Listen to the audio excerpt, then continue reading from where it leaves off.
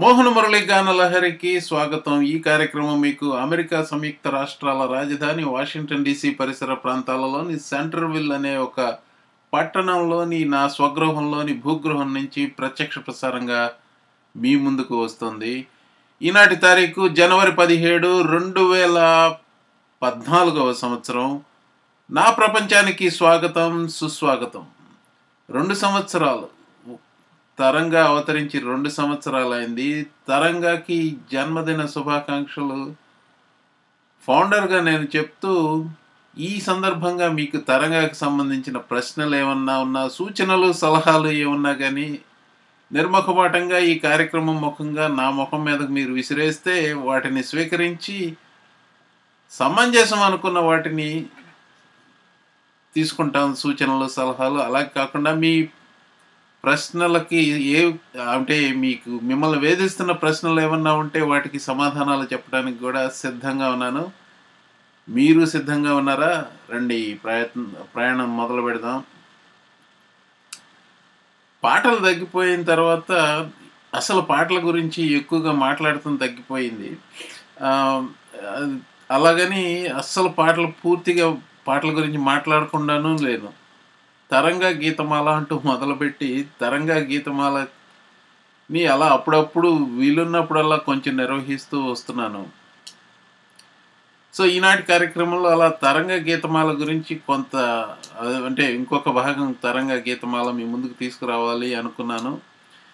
ఆ ప్రయత్నాలలో ఉండంగా ఒక రెండు చిన్న 1-2 అవాంతరాలు వచ్చేసాయి. But still it will be I will bring it to you అండి. ఇంకొకటి ఏమిటంటే, ఈనాటి కార్యక్రమంలో టెస్ట్ ఆఫ్ టైం అనేది మెయిన్ థీమ్గా పెట్టుకున్నాను. టెస్ట్ ఆఫ్ టైం అంటే ఏదైనా కానీ, ఏదైనా పాట కానీ, ఏదైనా ఒక సినిమా కానీ, లేకపోతే మన ప్రవర్తన కానీ ఎప్పుడన్నా ఒకసారి మార్చుకున్నామో, ప్రవర్తన మార్చుకున్న తర్వాత ఎంతకాలం ఆ మార్చుకున్న ప్రవర్తనని అలా నిలుపుకోగలుగుతాం. అంటే సరైన దారిలో అనుకోండి, ఎంతకాలం ఆ ప్రవర్తన నిలుపుకోగలుగుతాము, లేకపోతే ఆ పాట అనేది ఎంతకాలం నిలిచింది, ఆ సినిమా లాంజివిటీ ఏమిటి, ఇలాంటివన్నీ రకరకాలుగా టెస్ట్ ఆఫ్ టైము. మీరు ఒకప్పుడు ఇది కాల పరీక్షకి నిలబడలేదు అనుకున్నది, అది కాల పరీక్షకి నిలబడింది ఏమన్నా ఉందా మీ జీవితంలో కానీ, మీరు చూసిన సినిమా కానీ, విన్న పాట కానీ? ఒక ఉదాహరణ చెప్తాను. లే లే లే లే లేనే లే నా రాజా అంటూ పాడిన పాట అది. అప్పట్లో పిచ్చి తిట్లు తిట్టారు అందరు, కానీ ఇప్పటికీ ఆ పాట one of the evergreens అలా ఉండిపోయింది. It withstood the test of time. అంతేకాదు, మసక మసక చీకటిలో ఆ పాట కూడా అలాగే. అంటే ఎక్కువగా అన్ని ఎల్ఆర్ఎస్ఆర్ పాటలకు సడన్గా గుర్తొచ్చాయి అనుకోండి. సో అది టెస్ట్ ఆఫ్ టైం. మరి అప్పట్లో ప్రజలకు నచ్చలేదు, కానీ took this test of time. అలాగే పాతాళ భైరవి చిత్రంలో కూడా ఒక పాట ఉంది, మనకి అనిపించకపోవచ్చు అంతగా, కానీ అప్పట్లో వచ్చిన విమర్శ ఉంది. ఎంత ఘాటు ప్రేమయో అంటే రసజ్ఞులు అన్నారట, ఘాటు ప్రేమ ఏంటి పెంగళ నీ బొంద అన్నట్టుగా తిట్టారట. అంటే కొంచెం ఆయనతో చనువు ఉన్నవాళ్ళు. ఘాటు ప్రేమ అంటే తోటరాముడు మొరటువాడు, అతనిది ఘాటు ప్రేమ అన్నారు. కానీ ఈనాటికి, అంటే ఈనాటే కాదు, తర్వాత సామాన్య ప్రజానీకానికైతే అది ఇష్యూనే కాలేదు. ఇది టెస్ట్ ఆఫ్ టైం అంటే ఒక ఇది. అలాగే టెస్ట్ ఆఫ్ టైం అంటే కాలగతిలో మనకి మారని గుణాలు, సద్గుణాలు అయినచ్చు, సద్గుణాలే టెస్ట్ ఆఫ్ టైం అనేది. దుర్గుణాలు అంటే అది వ్యసనం కింద ఉంటుంది అనుకోండి, అది కాదు. సద్గుణాలనే కాల పరీక్షలో నెగ్గిన సద్గుణాలు మీకు సంబంధించినవి. అవి అంశాలండి ఈనాటి కార్యక్రమంలో. సో మీ సహాయ సహకారాలు లేనిదే ఈ కార్యక్రమం నిర్వహించాలని అది ఎప్పుడు చెప్తాను ఉంటాను. అందుకని మీ కాల్స్ చాలా ఇంపార్టెంట్ అండి. పోయిన వారం కార్యక్రమానికి కూడా ముందు హడావిడిగా వచ్చేసి నా ఊరు నా ఇల్లు అంటూ నానా నానా విషయాల గురించి మాట్లాడాను. అలాగే ఈనాటి కార్యక్రమం కూడా ఈ టెస్ట్ ఆఫ్ టైంకి సంబంధించిన మంచి కార్యక్రమంతో మీ ముందుకు వస్తానని ఆశిస్తూ ఉన్నాను. Speaking of test of time,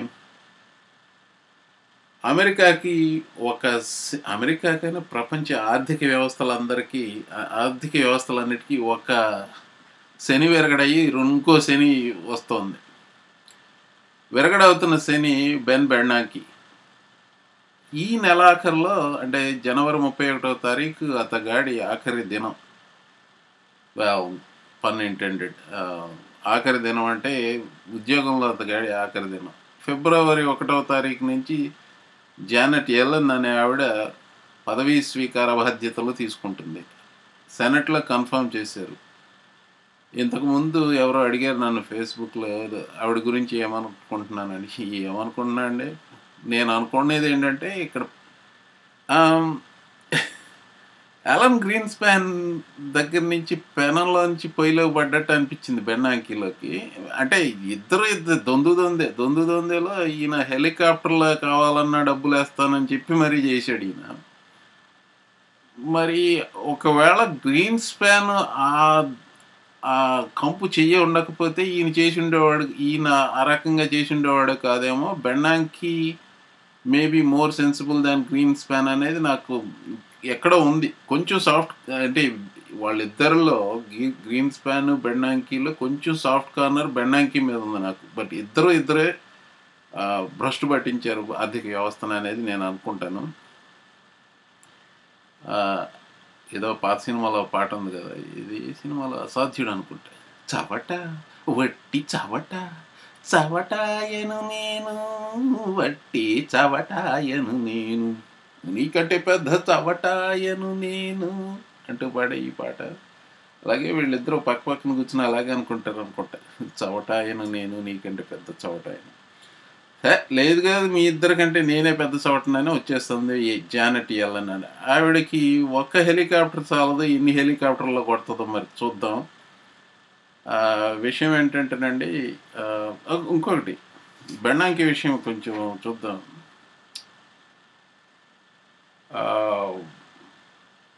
ఆయన గారి ఫేర్వెల్ స్పీచ్లో చెప్పిన కొన్ని కోట్స్ తీసుకున్నాను, అదే రాసి పెట్టుకున్నాను quotes. Fed did the right thing, I hope. అది బాటమ్ లైన్, ఆయన బాటమ్ లైన్ ఇదేంటండి, hope is a strategy, hope is not a strategy అని చెప్పేసి అస్సలు ఎప్పుడు చెప్తూ ఉంటారు అందరూ. ముఖ్యంగా ఎకానమిస్ట్లే చెప్తారు అది. ఎనీవే, ఇక్కడ ఇంకా కొన్ని కోట్స్ ఆయన గారివి. Much of good work was to stabilize markets. అదట ఆయన చేసిన మంచి పని అంతా మార్కెట్ స్టెబిలైజ్ చేశాడు అట. మార్కెట్ స్టెబిలైజ్ చేస్తే సామాన్య మానవులు ఎంతమంది బెనిఫిట్ అయ్యారో తెలీదు. మేబీ నా వీధిలో ఉండే ఒక వ్యక్తి ఒకరోజే క్యాష్తో మరి 2 యాక్రా కార్లు కొనేసాడు. అడిగాను అతన్ని, నైస్ కార్స్ అది ఇది అంటే కావాలని తానే చెప్పాడు క్యాష్తో కొన్నానని. అంటే 2 కలిపి దాదాపు $80,000-90,000 అయి ఉంటాయి. సో అంత పెట్టి క్యాష్లో కొనాలంటే బాబు బెర్నాంకీ హ్యాండ్ అవుట్లు బాగానే చేరుంటాయి అనుకున్నాను. ఇంకొక కోటు, ఈరోజు బెర్నాంకీ గారు చెప్పిన coat, need to insulate fed from political pressure అన్నాడు. ఇక్కడ అండర్ టోన్ ఏంటంటేనండి, పొలిటికల్ ప్రెషర్ అంటే బేసికల్గా మేము ఎలక్ట్ కాము, మమ్మల్ని అపాయింట్ చేసిన తర్వాత ప్రెటీ మచ్ మా ఇష్టారాజ్యంగా వెళ్తాము, నువ్వెవడో పో అనే ఫెడ్స్. అంటే పొలిటికల్ ప్రెషర్ ఉండకూడదు, కరెక్టే, కానీ వీళ్ళు ఎవరికి జవాబుదారీలు అనేది నాకు ఇప్పటికీ అర్థం కాదు. కాంగ్రెస్కి జవాబుదారీ కదా, కానీ వీళ్ళు తీసుకున్న నిర్ణయాలకి ఇంతవరకు అసలు ఈ సిస్టమ్ ఎలా ఇవాల్వ్ అయిందో నాకు అర్థం కాదండి. 2013కి పోయిన సంవత్సరం నాడు ఫెడరల్ రిజర్వ్ బోర్డు అవతరించి 100 సంవత్సరాలు అయింది. ఈ 100 సంవత్సరాల్లో వాళ్ళ అంటే ప్రైమరీ రెస్పాన్సిబిలిటీ వాళ్ళది ఏంటంటే ఇన్ఫ్లేషన్ అరికట్టడం, అంటే ద్రవ్యోల్బణాన్ని అరికట్టడం, ప్రైస్ స్టెబిలిటీ అంటారు దాన్ని, ప్రైస్ స్టెబిలిటీ. రెండోది ఏంటంటే ఎంప్లాయ్మెంట్. ఈ మధ్య మధ్యలో మరి ఎక్కడి నుంచి అంటే ఫుల్ ఎంప్లాయ్మెంట్ చూసుకోవాలి అనేది వాళ్ళ ఉద్దేశం. అంటే అందరికీ సరైన ఎంప్లాయ్మెంట్ ఉండాలి, ఉద్యోగం కావాలనుకున్న వాడందరికీ ఉద్యోగం ఉండాలి అనేది ఒక మ్యాండేట్ వాళ్ళకి. ఈ రెండు కాకుండా ఈ మధ్యలో ఎక్కడి నుంచి తీసుకొచ్చాడో ఫైనాన్షియల్ మార్కెట్ స్టెబిలైజేషన్, అంటే బేసికల్గా స్టాక్ మార్కెట్ స్టెబిలైజేషన్ ఇలాంటివన్నీ తీసుకొచ్చారు వీళ్ళు. So but anyway, federal reserve board వాళ్ళు ఈ రోజున ఎవరికి జవాబుదారీ కాదు. ముఖ్యంగా బెర్నాంకీ హయాంలో at least no, actually no, both Alan Greenspan and Bernanke are ruled as if they're not responsible for anything or anybody. Janet Yellen గారు వస్తున్నారు, ఇంకేముందండి, మరి ఏమవుతుందో చూడాలి. ప్రైస్ స్టెబిలిటీ విషయానికి వస్తే federal reserve board balance sheet ఈ వారమే ఒక మైల్ స్టోన్ దాటింది, $4 trillion. అది ఎలా చూడాలి అంటే మీరు $4 trillion అన్న amount literally that is how much new money has been, not new money, sorry, అంతకుముందు ఒక 800 billion ఉన్నది. So let's give it or take like 1 trillion అనుకుందాం. 2008 నుంచి ఇప్పటికీ $3 trillion. It's not hard currency print చేయడం. $3 trillion బ్యాంకుల ద్వారా పంప్ చేశారు ఎకానమీలోకి. $3 trillion అది చిన్న చితక అమౌంట్ కాదండి.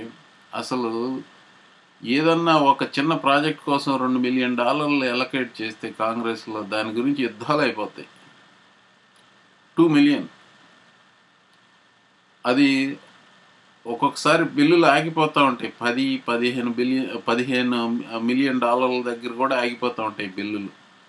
అలా కాంగ్రెస్ ముసుగులో గుద్దులాట కూర్చుంటే ఇటు పక్కన ఎవరికి జవాబుదారీ కానీ ఈ ఫెడరల్ రిజర్వ్ బోర్డ్ అనే సంస్థ $3 trillion గుద్దేసింది ఎకానమీలోకి.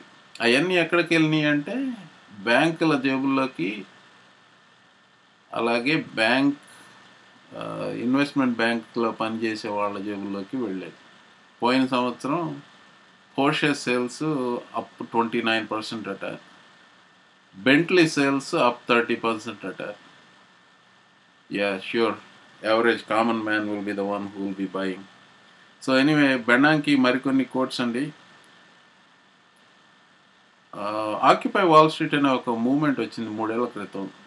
వాళ్ళు మరి ఏం చేశారు, అది ఏనుగు చేసే తతంగం లాగా అయినట్టుంది. హడావుడి చేశారు. I was hoping something will come out of it, but nothing ever came out of it అనుకోండి. ఒక సంవత్సరం పాటు అట్లా ఏదో హడావుడి చేశారు, వెళ్ళిపోయారు. ఇప్పుడు ఎక్కడ nobody ever talks about these people. Hippies అంటారు, బేసికలీ లిబరల్ బెంట్ ఉన్నవాళ్ళు అంటారు. వాట్ ఎవర్ ఇట్ ఈజ్, వాళ్ళ ముఖ్యోద్దేశం ఏంటంటే ఈ ఇన్వెస్ట్మెంట్ బ్యాంకర్స్కి అలాగే వాల్ స్ట్రీట్ ఇంట్రెస్ట్ మీద ధ్వజమెత్తటం, 1% మీద ధ్వజమెత్తటం లాంటిది. అది ఒక populist uprising. So any financial crisis is followed by populist uprising.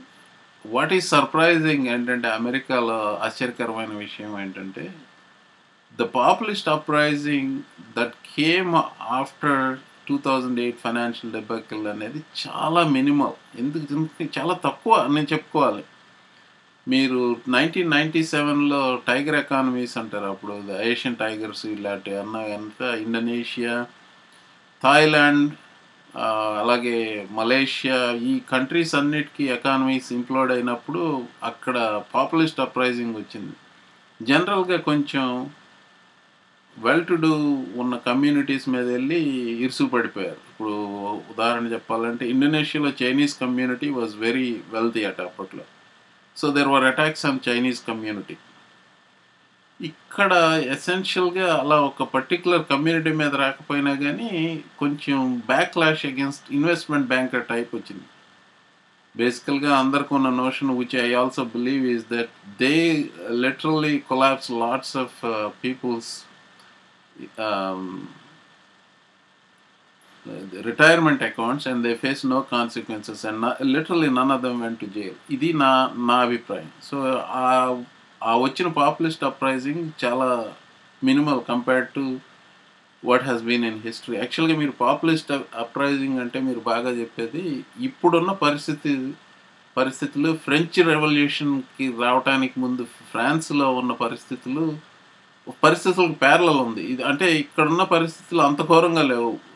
French రెవల్యూషన్కి ముందున్న సిచ్యువేషన్లో ఉన్నంత ఘోరంగా లేవు అనమాట. ఆ ఫ్రెంచ్ రెవల్యూషన్కి ముందు బేసికల్గా నోబల్స్ అంటే కొంచెం రాచరికం ఉన్నవాళ్ళు, అలాగే బాగా బలిసిన వాళ్ళు, డబ్బులు ఎక్కువ ఉన్నవాళ్ళు, వీళ్ళందరూ కలిపి చేసిన wealth transfer. Basically, poor remained utterly poor, and the few people who were at the top, they were like enjoying a very wealthy and hippie lifestyle, kind of, not hippie, very ఏమంటారు, very lavish life style. ఆ lavish life style ఇదంతా ఉన్న తర్వాత లిటరల్గా ఏమైందంటే just French Revolution was led by a lady, and that led to public execution of these nobles and people who are seen as rich and exploiting the poor. Adi ultimate, if you ever want to if you study the history, the ultimate populist movement and French Revolution. So అలాంటిది ఎక్కడ వెళ్ళలేదు. Anyway, I think it probably is going to come in one of these mature, the so-called Western economies. ఇంకొక చిన్న 2-3 కోట్లు బెన్నాంకిత చేసి ఈ heavy discussion అంతా ఆపేసి లైటర్ సైడ్కి వెళ్ళిపోదాం. క్వాంటిటేటివ్ ఈజింగ్ గురించి చెప్పాడు. క్వాంటిటేటివ్ ఈజింగ్ అంటే మరొకసారి చెప్తాను.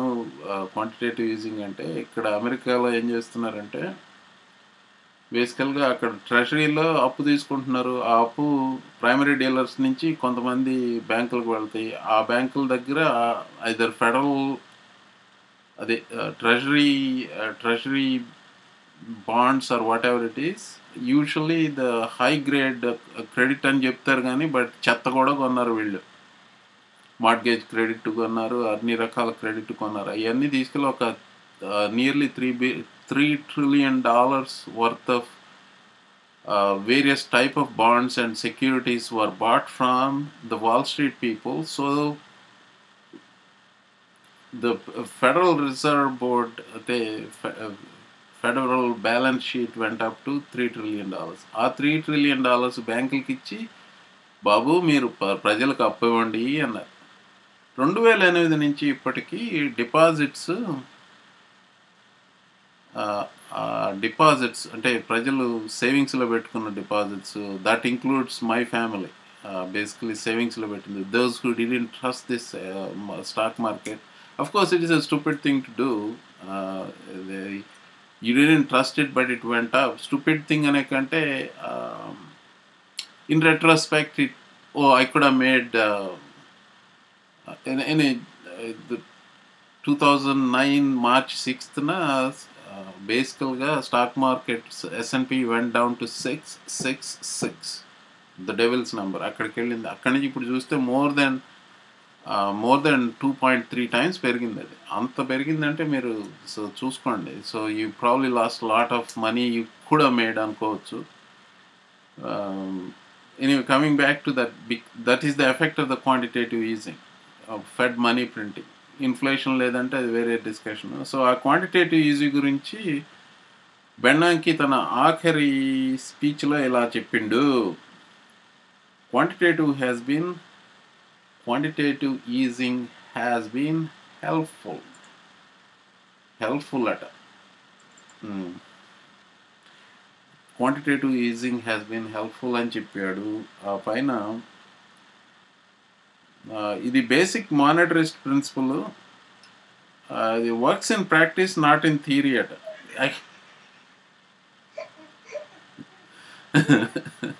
So thank you. Works in practice but not in theory. So I always have this line about economists అండి. I don't like them. I don't like economists. I don't like lawyers. At least there are some lawyers. There are some lawyers who do some good work. I haven't seen any economist who has done any decent work. It's a complete waste girl వీళ్ళందరూ. Anyway, works in practice but not in theory అన్నాడు కదా. నేను ఎప్పుడు చెప్తా ఉంటాను, real not real sorry the world is, I mean, the reality is a special case for economists అని చెప్తా ఉంటాను. Here is the next biggest joke. Bernanke says, inflation is not a risk. So that is అది. అంతకంటే ఇంకేం చెప్పమంటారు. నేను ఎప్పుడు economy గురించి వాగి వేసి మోహన్ మురళి గానలహరిని అంతా ఆ డైరెక్షన్లో తీసుకెళ్తున్నానని అన్నారు. అన్న ఫీడ్బ్యాక్ వచ్చింది. సరే కొంచెం తగ్గించాను. Not that I'm not following economic news. కొంచెం డోస్ తగ్గిద్దాం అనుకున్నాను. కానీ it feels like we're at an important junction. When the federal reserve board leadership is changing from Bernanke to Janet Yellen, I thought this needs to be talked about on the show. Andukane aa vishayam maatladanu. On this or anything else you want to talk about? Meeku telusu kadandi numbers 2013401950, India number 0406677840. Meeru vintunnadi Mohana Murali GaanaLahari Antaranga. It's your wavelength.